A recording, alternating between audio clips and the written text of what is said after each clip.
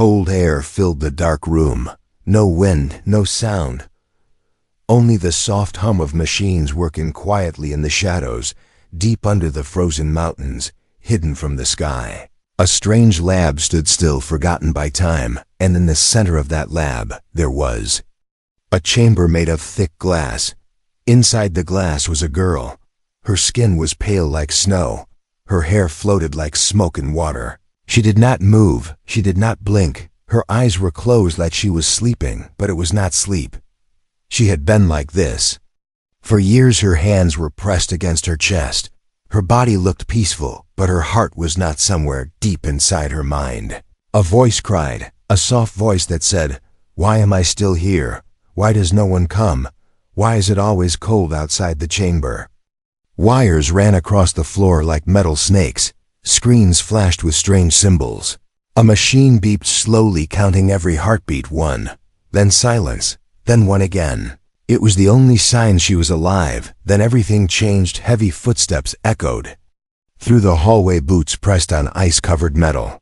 A flashlight cut through the darkness. A human voice whispered, "What is this place?" He was not from this world. He wore a thick spacesuit.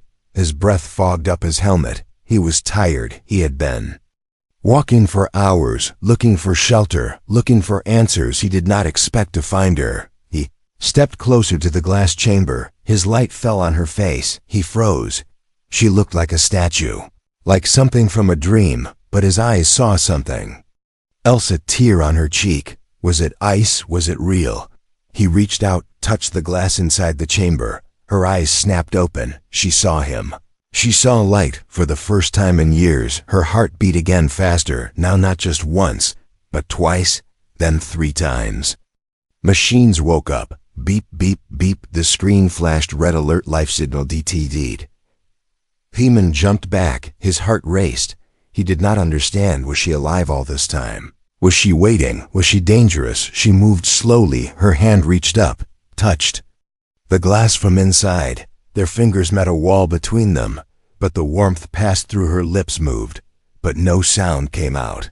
She tried again, still no words, just air, but her eyes said everything. "Please don't leave me." The human looked around. Place was falling apart, dust cracks, ice on every wall. But the glass chamber was perfect, clean, untouched. He looked at the console beside the chamber. Strange letters glowed on the screen, alien language, but one line blinked in red: Project 9X due.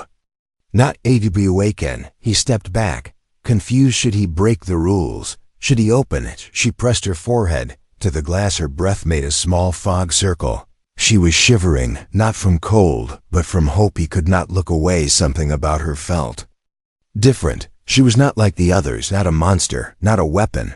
She looked like a child left in the dark. He reached for the panel, pressed one button. Nothing happened. Pressed another. A loud sound rang out. WRNING pod, UNL, say can, sheath.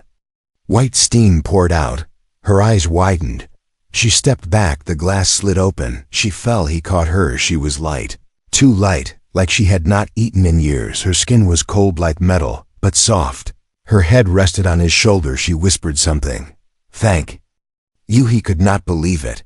She was alive. She could speak. He held her close, trying to keep her warm. Then the lab lights turned red. An old voice spoke through speakers. "Unauthorized access detected. Project 9X has been breached. Security protocols. Esite viated." The man looked around. Machines began to wake up. Doors closed on their own. He held her tighter. Her eyes looked up at him. She was afraid he was too, but he nodded. "I got you. I won't let go." The girl in the glass chamber had been alone for a long time. No one touched her. No one cared. Now someone did. Everything was about to change. Asterisk. The snowstorm howled outside the ancient lab. Wind slammed against the mountain walls, but deep inside the girl lay quiet in the arms of the human. Her body was weak. Her breath was soft. She had been asleep for so long. Even her voice had forgotten how to speak. He placed her gently on the floor beside a broken console. The lights above flickered. Sparks danced in the air. He looked at her with wide eyes. She looked back, not with fear, but with something older, something deeper, a memory he could not understand. She tried to speak again. Her mouth moved slowly. Her voice was dry, like paper burning in silence. Her eyes stared at the ceiling as she whispered, "They locked me in here. They left me alone." The human leaned closer. "Who did?" Her fingers touched her chest. She paused. "I was one of them, but not like them. I was made to feel they were not. So they feared me. They said I was broken, so they put me in glass and I forgot the sun." The human stood up. He looked around the ruined lab. Every screen was cracked. Every file was old. Dust covered everything, but one console still worked. It glowed with soft green light. He walked to it, wiped off the dust. Strange alien code filled the screen. He did not understand most of it, but one word blinked in red: experiment. He looked back at her. She was staring at him, not blinking, not moving, just watching. Her eyes looked human, but they held galaxies inside. He turned to the screen again, pressed a few buttons. One file opened. A picture appeared. It was her, but younger. She was standing beside tall figures. They looked like her, but different. Their eyes were empty, their faces cold. The text below the image said, "Subject 9X emotional prototype terminated due to instability. Do not awaken." His hands froze. He whispered the words to himself. "Do not awaken." She spoke again. "They made me to feel, to cry, to laugh, to dream. But they did not like what I became. They said I was a mistake. They erased my name and gave me a number." The human walked back to her. He sat beside her. She looked at his hands. He reached out. She flinched, then slowly touched his fingers. Warm, alive. He smiled. "I am sorry. You didn't deserve this." "No one does." Her lips shook. She tried to smile back, but it turned into a tear. She looked around. The room felt smaller now. The walls were closing in. Suddenly, a loud sound echoed through the hall. A metal door slammed open. The human jumped to his feet. She grabbed his arm. "Not again." Heavy steps came from the hallway. Red lights flashed across the walls. A voice spoke from above. "Security breach detected. Reactivating defense system." The human looked at her. "We have to move." She stood slowly. Her legs were shaking, but she nodded. Together, they ran toward the far end of the lab. Machines buzzed behind them. Cameras followed their every step. The voice kept repeating, "Subject 9X must not leave containment. Lethal force authorized." She whispered to him, "They always feared I would escape. They believed I would destroy them. But I only ever wanted to feel the sun." They reached a door, locked tight. No panel, no switch. He slammed his hand against the wall. "No use." She stepped forward. Her hand began to glow. A soft white light formed in her palm. She pressed it to the metal. The door melted like butter in fire. The human stared. "How did you do that?" She looked down at her hand. "I don't know. It's getting stronger." They stepped into a new room. It was colder. Here, empty, except for a single chair in the center. Chains hung from the ceiling. The floor was stained with something dark. She froze. This was the place where they tested her, where they broke her mind. Memories rushed in needles. Voices screaming. Silence. She fell to her knees. Her hands covered her ears. No. The human ran to her, held her close. "You're safe now. They're gone." She shook her head. "They never leave. They live in my mind." He helped her stand again. "We're not staying. Come on." They moved past the chair, through another door, finally reached a stairwell going up. She looked back one last time. The room was dark again. Just like before. She whispered, "I was not born in that chamber, but I died there." He squeezed her hand. "Not anymore." The alarm behind them grew louder, but they kept climbing step by step. Two shadows rising from the cold, and somewhere far above a new light was waiting. The stairwell was dark. Each step echoed like a drumbeat in a cave. The girl walked slowly. Her hand in his. Her bare feet touched the cold metal. But she did not stop. Not this time. The human looked up. A door at the top. No light behind it, but it was better than the dark behind them. They reached the top. The door was sealed. Rust covered the edges. The human grabbed the handle, pulled with all his strength. Nothing. He stepped back. She looked at the door. She raised her hand again. That same white glow returned. She pressed her fingers to the metal. This time the door opened without a sound. A hallway stretched ahead. Old wires hung from the ceiling like vines. Screens flickered with static. The walls were cracked. But this place felt different.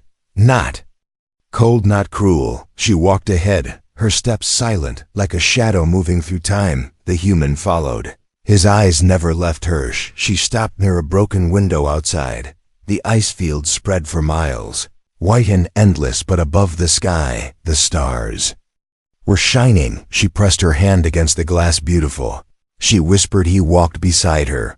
For the first time she saw her own reflection. Thin, fragile eyes full of sadness. She looked at him. Tell me your name, he smiled. Daniel, you can call me Dan. She repeated it slowly. Dan, that is a kind name. What about you? What is your name? She was quiet. Then she shook her head. They took it from me long ago, he nodded. Then we give you a new one. Together. She looked down. A smile touched her lips. It was small, but it was real. Suddenly, a loud crash shook the floor. Behind them, the hallway split open. A large drone rolled through. Its red eyes scanned the air. Its voice cold. Target detected. Subject 9X engaged. Dan stepped in front of her, his hands raised. Wait. She is not a threat. The drone moved forward. A weapon clicked out from its side. Charging, she stepped beside Dan, her body shaking, her hands glowing again. The drone fired. A red beam shot toward them. She raised her arm. The beam stopped in the air, frozen, like a river of light. Her eyes were glowing now, white and bright. Her voice loud and clear. No more pain. The beam bent, turned back. The drone exploded into fire and smoke. Dan stared at her. You stopped it. You saved us. She looked at her hands. I did not mean to. It just happened. Dan touched her shoulder. It is okay. You are safe now. She looked into his eyes. For a moment she saw warmth. Real warmth, not heat from machines, not fake comfort, but human warmth. Her knees gave out. She sat on the floor, breathing heavy. Dan knelt beside her. That was amazing. You are amazing. She looked away. No, I am broken, dangerous. He shook his head. No, you are alive, and you feel. That makes you stronger than anything in this place. She looked at his hand. She reached out, touched his fingers. Then his palm warm. She closed her eyes. For a moment, she forgot the cold. Dan looked around. We need to get out of here. Find a way up. She nodded. There is a lift ahead. They used it to bring me down. They walked together, past more old rooms. Chambers filled with wires and bones. No more lights, just shadows. They reached the lift. The door was stuck. Dan pulled with all his strength. Still stuck. She placed her hand on the door. White light flowed again. The metal bent. The door opened inside.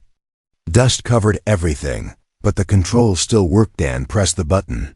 The lift shook, then began to rise as they moved up. She looked through the glass wall. The ice was all around them, blue, white, endless. She asked him, what is your world like? Dan smiled. It is loud, messy, beautiful, and full of people like Mesh. Looked away. People who feel, yes, and fight for those they care about. She thought about that, then whispered, maybe I can learn to feel again. Dan reached out, touched her hand. You already have. The lift stopped. A hatch above them opened. Cold wind rushed in. Stars above, night sky waiting. Dan climbed out first, then pulled her up. For the first time in years, she stood under the stars. The wind touched her skin, but it did not hurt, not like before. Dan wrapped his jacket around her. She pulled it close, soft, warm. She looked at him, really looked. You are not like them. You do not fear me. He shook his head. I see you. She stepped closer. Her hand reached for his face, touched his cheek. Warmth again. Not fake, not forced, but true. She closed her eyes. For the first time since the chamber, she felt safe, and far in the sky something was watching, something not happy. But for now she was no longer the girl in the glass. She was someone new, and Dan was the first to see her. Asterisk. The stars watched in silence. Cold wind moved across the ice. Dan and the girl stood on the surface, breathing in the night below them. The lab was quiet, but something had changed. Something had woken. She held his jacket tighter, hands still glowing soft. Dan looked at the sky. A signal blinked from his wrist. His ship was near, but the message was broken. Weak signal, danger detected, do not return alone. He tapped the screen. No reply came back. She moved beside him. There is something still alive down there. Something big. It did not want me to leave. Dan nodded. We need to go. Now the ice cracked under their feet. A low hum began to rise. It came from below, not from nature, but from machines. She stepped back. Dan grabbed her hand. Run, they moved fast across the frozen ground, their shadows long under the moon behind them. A section of ice exploded. A metal shape burst from the hole. Black like oil, sharp like blades, it had no legs. It floated, its eyes burned red. It saw her, not Dan, just her. TARGT, 9X located retrieval in PROGS, then turned and fired his flare gun. The light hit the machine. No effect. The girl turned, her hands glowing again. She threw the light like a wave. It hit the machine. Slowed it for just a second. She pulled Dan forward. No more fighting. Not now. They reached an old tower, half buried in ice. A door waited open. Dan kicked it aside. They rushed in. The machine followed, not fast, but steady, like it knew they had nowhere to go inside the tower. The air was thick. Metal walls creaked. A broken lift shaft dropped into darkness. Dan looked up, too far to climb. The girl pointed to a side door. This way, storage rooms. Old escape tunnels. They moved through narrow halls. Dust fell from the ceiling. She stopped. Do you hear it? Dan listened. A heartbeat. Not hers, not his. A third sound. They looked back. The machine had split into parts. Small spider drones crawled on the walls, fast crawling like shadows with eyes. Dan kicked one. It sparked. Another jumped at his face. She grabbed it mid-air, crushed it with glowing fingers. More kept coming. Dan shouted, "We need to block the path." She nodded, pushed her hands against the wall. The metal began to shift, melt, collapse. The path sealed behind them, but her hands trembled. That used too much energy. Dan helped her walk. They reached a wide chamber. Old screens lined the walls, flickering images of planets. Earth, Mars, and something else. A black planet with no name. She froze. That was my prison. They sent me there first. Before the lab, before. At last Dan stepped closer. Why did they fear you? Because I dream. Because I ask questions. Because I feel. A screen turned on by itself. A voice came through. Not like before, not robotic, but calm, cold, familiar. You were never meant to leave. Return to your chamber, or we will burn this planet. She stepped back. No, I will not go back. The screen showed her face, then showed Dan. The voice spoke again. He will suffer for your mistake. The screen went dark. Dan looked at her. We need to get out of here. Now. They ran again up a broken stairwell. Rusted steps creaked. Every corner felt watched. At the top was a hatch, frozen shut. Dan hit it with his elbow. No use. She pressed her hand to it. No glow came. She was too tired. Dan placed both hands beside hers. He looked into her eyes. You are not alone. We do this together. Her glow returned, brighter, stronger. The hatch blew open. Cold wind rushed in, but it felt like freedom. They climbed out onto a flat roof. Far ahead, a small ship blinked in the dark. Dan smiled home, but a shadow moved in the sky. The machine was above them, flying now, wings wide, sharp and black. Dan raised his flare gun again. The girl stepped forward. Let me try. She lifted both hands. Her eyes white. Wind circled around her. Her hair lifted. She did not speak, but the light from her hands grew hotter, wider. The machine fired a beam. She caught it, bent it, shaped it. The beam turned blue, then vanished. The machine charged. She did not move. Dan reached for her, but the machine hit a wall of light. Her power, it cracked, broke, shattered. The machine fell, screaming metal into the ice. Silence returned. She dropped to her knees, breathing hard. Dan ran to her, held her close. You did it. You saved us. She looked up. I felt something, fear, but not just fear, hope. He smiled. Then let's follow it together. They walked toward the blinking ship, the stars above brighter than before. She looked back only once, not to remember the pain, but to honor the one who survived it. And for the first time she felt the sky was hers too. The wind was quiet now. No alarms, no machines chasing, only white silence around them. Dan walked ahead, his boots pressing into the snow. The girl followed, barefoot but calm, her steps light, her breath slow. The stars above looked closer than before. Had escaped the lab. They had escaped the machine, but something still followed them. Not a drone, not a shadow. Something inside heard and pointed to a large rock formation ahead. It looked like a cave, dark, but dry, good shelter. They stepped inside. Stone walls wrapped around them. The snow could not enter. It felt like a place untouched by time. Dan removed his jacket, placed it on the ground for her to sit. She did not speak, just sat down slowly, staring at her hands. They were not glowing now, only shaking. Dan sat beside her. He offered her a small bar of food. She took it but did not eat.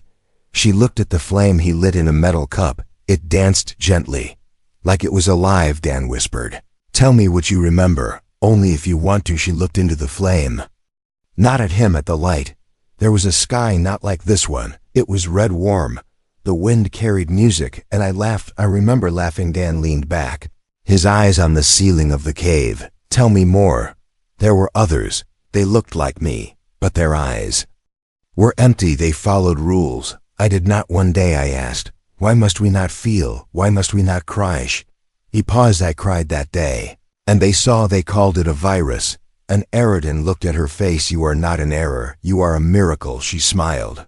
"Just a little." Then they took me, put wires in my skin, showed me pain, told me to forget laughter.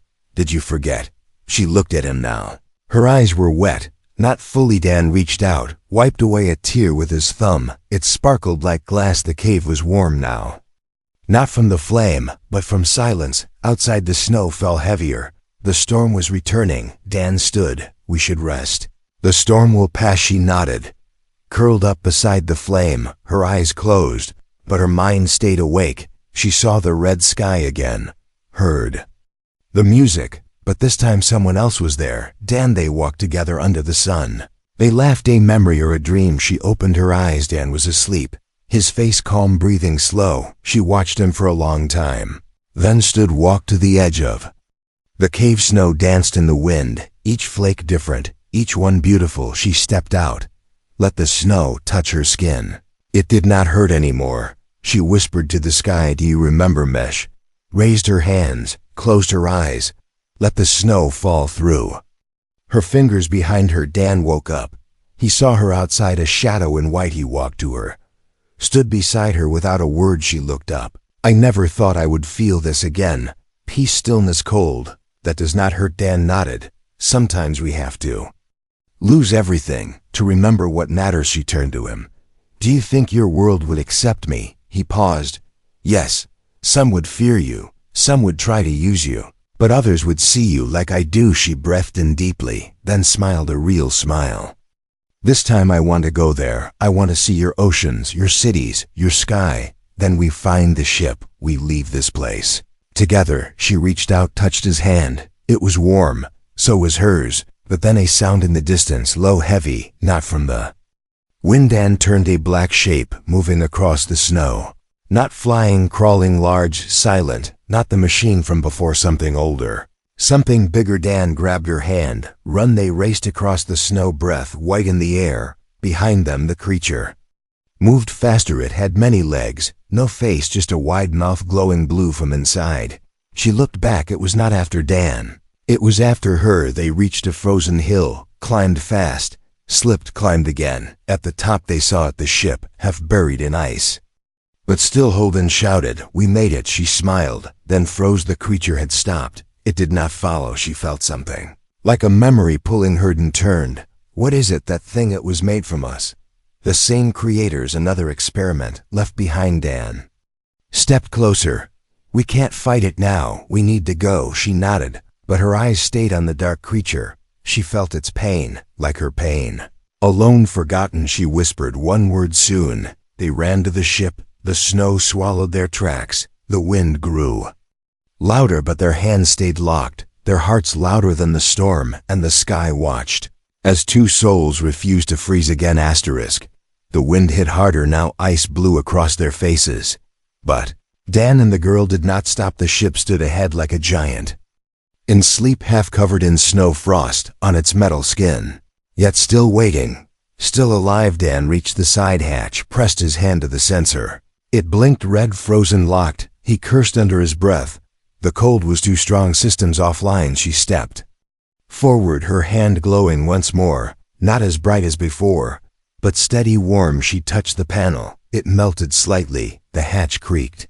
Then opened. Inside was dark, smaller than it looked outside. Seats, folded wires, hanging screens. Asleep. Dan rushed to the main console, wiped off the frost, pressed the power switch. Nothing, he sighed. Tried again, still nothing. She stood near the door, her eyes scanning the walls. She felt something, like a quiet voice in the ship, faint and broken. She placed both hands on the wall, closed her eyes. The lights flickered one by one.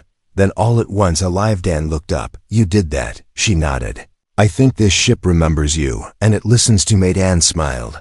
He sat at the control panel, pressed a few buttons. The engines coughed, then hummed softly, like a creature waking from sleep. Status screen blinked. Power at 30%. Navigation online, weapons offline. Takeoff possible. He looked at her. We can fly, but only once. No second try. She stepped forward, then sat beside him. Where will we go? Dan turned the screen. Earth. She stared at the image, blue-green, full of clouds. Is it really like this? Even better and warmer, too. She smiled again. Then the console flashed red. Sensor alert, movement outside. Dan checked the feed. The creature from before, the dark one, still watching from a distance, not moving, just waiting. And now another shape appeared, a drone, black and silver. Same design as the lad that hovered, then dropped something into the snow, a small device. Dan zoomed in. It blinked, a signal booster. They are calling for others, she whispered. They do not want me to leave. Dan gripped the controls. Too late for them. He pressed the launch code. The ship shook, ice cracked under it. Engines roared low, then stopped. System error. Thruster jammed, manual release required. He slammed the console. We have to go outside. She stood first. I will go. No, you stay here. You already did too much. She looked into his eyes. So did you, but he was already grabbing his jacket. He opened the hatch. Cold air hit like a wave. Snow swirled around him. He climbed down fast. She watched from the window, hands on the glass. Dan reached under the ship, found the thruster vent covered in thick ice. He pulled the tool from his belt, started cutting through. The drone above moved closer. Its red eye blinked. Then a voice spoke. Return the subject, or be eliminated. Dan shouted back. No deal. The drone charged a weapon inside the ship. She saw it all, felt it all. She ran to the back, opened a panel, crawled through the narrow passage to the belly of the ship. She kicked open the maintenance door, dropped into the snow, and turned, saw her. Why did you come out? She ran to him. The drone fired. She raised her hand, caught the beam, twisted it, turned it into dust. The drone backed away, then exploded in midair. Dan stared. You keep doing that. I keep trying. They cleared the last ice from the vent. The engine clicked, then hummed again. He grabbed her hand. Let's go. They ran back inside, closed the hatch. Dan returned to the seat, checked the console, green lights. All systems ready. She sat beside him, seatbelt tight, eyes wide. Dan looked at her. Are you ready? She nodded. Yes. For the first time in forever. Yes. He pulled the lever. The ship lifted. Snow blew out in all directions. The ground shook outside. The creature below still watched, but did not follow. She looked down at it, her voice low. You are like me. Someday you will be free too. The ship rose higher. Clouds touched them. Stars above reached out like friends. Inside she stared at the screen, Earth growing closer. Dan smiled. We are almost there. She closed her eyes, took a deep breath. Dan looked at her. What are you thinking? She answered softly. If this is what flying feels like, then maybe I was never meant to stay on the ground. He reached out, held her hand. Not anymore. Outside, the planet waited, lights across its surface. Life, people, hope. But somewhere in the dark, something else watched. A signal left behind, a warning sent. She opened her eyes. They will come, they will chase. Dan squeezed her hand, then let them try. They do not know who they are chasing. She smiled, and for the first time she believed it too. The stars faded as the ship entered Earth's orbit. Clouds rolled below like rivers of mist. Cities sparkled in the dark. Lines of light curved across the planet. Alive, awake, she stared through the window, eyes wide, hands pressed to the glass. This was not a dream. This was not simulation. She had made it. Dan watched her with quiet eyes. He had seen Earth 1,000 times, but never like this. Never with someone beside him who had never known a sunrise. She turned to him. Is it always this beautiful sometimes? More, sometimes less, but always worth protecting. The ship moved lower. The sky changed color, blues, golds, orange near the edges. The console blinked, a message appeared: unidentified craft. Stand by for scan. Dan pressed reply. Authorization code sent. Medical emergency, special passenger on board. Seconds passed. The voice responded: cleared for landing. Welcome home, Captain. She held her breath. Dan smiled. They broke through the clouds. Mountains rolled beneath them. Oceans glimmered in the sunlight. The ship headed for a remote base, safe, quiet, far from the noise of cities. They landed gently on a metal pad. Robots rolled out, not with weapons, but with care units. Scanners, medic kits. Dan opened the hatch. Warm air hit her face, different from the lab, different from the cave. It smelled like life. She stepped out, feet touching human soil for the first time. No pain, no fear, just newness. People stared, doctors in suits, scientists with wide eyes, soldiers watching quietly. Dan raised a hand. Stand down. She is not a threat. She is a guest. No one moved at first. Then the lead doctor stepped forward, old, gentle, curious. He asked her name. She paused, looked at Dan. He nodded. She spoke slowly. My name was taken, but I would like a new one. Can I choose? The doctor nodded. Of course. Thought for a moment, then smiled. Call me Solara. It means sun. I read it on the screen. Dan repeated the name Solara. It fits. People began to relax. Solara looked around. She saw trees in the distance, birds flying, children behind a glass window, laughing. This is what freedom feels like, she whispered. The doctor led them inside. Tests were done. Scans, questions. None of it frightened her. Dan stayed close. She answered what she could. Her memories were still broken, but pieces were returning, flashes of red sky, songs in the air, hands that once held her, then let go. Later that night, Dan took her to a quiet garden. Moonlight touched the flowers. The sky was clear. The stars looked friendly now. She sat on a bench, watched a moth land on her finger. Dan sat beside her. You did something impossible. You escaped. You survived. You changed. She looked at him. You changed me. You gave me something I forgot existed. What is that? Hope. He smiled. That is the best thing we have. Suddenly, the base lights turned red. Alarms whispered through the air, not loud, but urgent. Dan stood. His wrist screen blinked. Incoming transmission. Unknown source. Signal repeating one phrase. Subject: 9X must be returned, or Earth will be purged. Solara stood slowly, her eyes calm, her face still. They found me. They always find me. Dan looked at her. We will protect you. You are not alone this time. The base commander arrived. We are preparing defenses, but they are fast advanced. A fleet of ships approaching from deep spaces. Solara closed her eyes, felt something rise inside her. Not fear, not anger, clarity. She turned to Dan. I need to stop this. But not with Warden. Step forward. How then? With a message. She walked to the main signal tower, placed her hand on the panel. Her light returned, brighter than ever. Screen blinked. The signal shifted. Her voice now filled the air. To those who built me, to those who left me, to those who fear me, and not your weapon. I am not your mistake. I am Solara. I feel, I remember, I choose peace. You will not take that from me. Again silence followed. Then the sky filled with light. One ship appeared, then another. Then hundreds. People on Earth held their breath. Solara stepped outside, faced the sky, raised her hands. Her glow expanded, covered the base, then the mountain, then the ocean beyond. The fleet paused. Scanners read her power. Not weapon, not threat, not anything they could understand. Then one ship turned, then another, then all. They left not defeated but changed. The sky returned to blue. Solara dropped to her knees, breathing deep. Dan ran to her, held her. You did it. You ended it. She looked up at him, tears on her cheeks. No one touched me for years. I forgot what warmth felt like, until you. He held her tighter. You are not forgotten now. Never again. The base watched in silence. Then someone clapped, then others, then every own. Solara stood, looked at the people, at the sky, at Dan. She belonged here now, not because she was built for it, but because she chose it. The cold was behind her, the warmth was ahead, and this time it would never leave.